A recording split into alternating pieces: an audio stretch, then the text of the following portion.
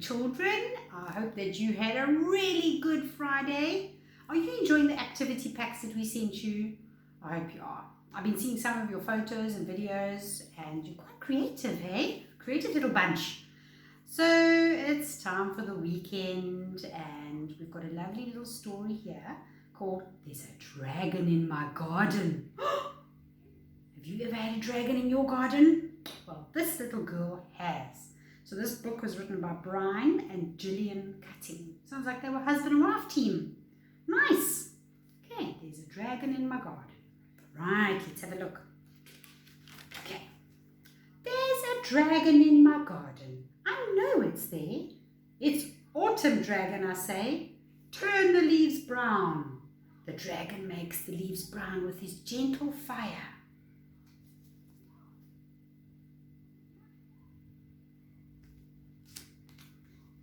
In autumn, the lake is too cold to swim in. Heat the lake for me, dragon, I say. The dragon heats the lake for me with his gentle fire, and I swim in the warm water. In winter, my bed is too cold for me. Warm my bed, please, dragon, I say. The dragon warms my bed with his gentle fire, and I snuggle down to sleep and to dream. That's what you're going to be doing now. In spring, it's time for the leaves to turn green. It's spring, dragon, I say. Turn the leaves green. The dragon warms the trees up with his gentle fire, and the little tiny leaves grow to turn the tree green.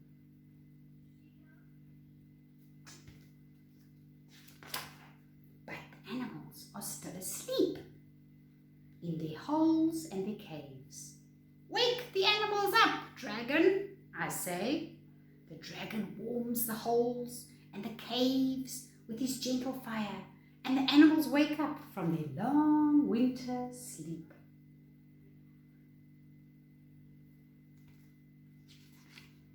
In summer, my dragon goes for a holiday.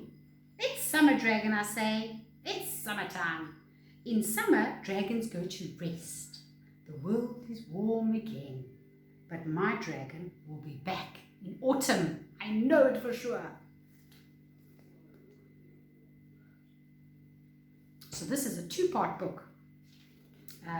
It's got the story and it's got a section on dragons. So now it's going to do a little bit of facts. Some facts. Okay. So now I'll ask you a question here. It says, is this a dragon? Does that look like a dragon, children?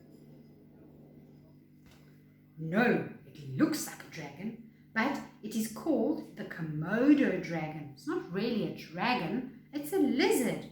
It's the biggest lizard in the whole earth. Oh my goodness. It's huge, okay? There are animals on earth that look like dragons. Does this animal look like a dragon? Yes, he is a dragon. He's called a tuatara. He lives in New Zealand. A tuatara is like a small dinosaur. Tuataras are reptiles. Are these animals dragons? Yes, these animals look like dragons too, but they're actually seahorses. They're called sea dragons. Isn't that a funny looking seahorse? Oh my goodness. Doesn't look like a seahorse at all. Hey? Looks like a piece of seaweed. This dragon is called the leafy sea dragon. He looks like a piece of seaweed swimming in the sea. That's just what I said. He looks like a piece of seaweed. It's called a sea dragon. The leafy sea dragon. Okay, this sea dragon is called the weedy sea dragon. He looks like seaweed too. He's so cute. He's got spots on his nose. Can you see the little spots on his nose? Oh, seahorses are so cute. Is this animal a dragon? No, this animal is a chameleon. He looks like a dragon, but it's a lizard. Chameleons can change color. They have long tongues to catch insects to eat. Do we have such long tongues? Look at his long tongue. That's a chameleon. Can you say chameleon? Now, does this look like a dragon? That does look like a dragon. No, it is. It looks like a dragon, but it's also a lizard. He's called the frilled lizard. When he runs, his little frill sticks out. He looks like a dragon then. He does, eh? So maybe when he's a bit excited, then his little frill sticks out, eh? Have dragons like this ever lived on Earth? Do you think dragons like this are real? Have they ever lived on Earth? Somebody's imagination. Okay? Somebody put their imaginations on when they wrote that story.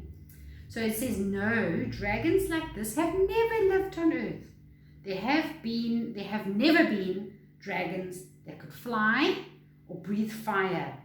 There have never been dragons to warm the world. So it's just, if you see the picture there, the dragon is in the book, hey?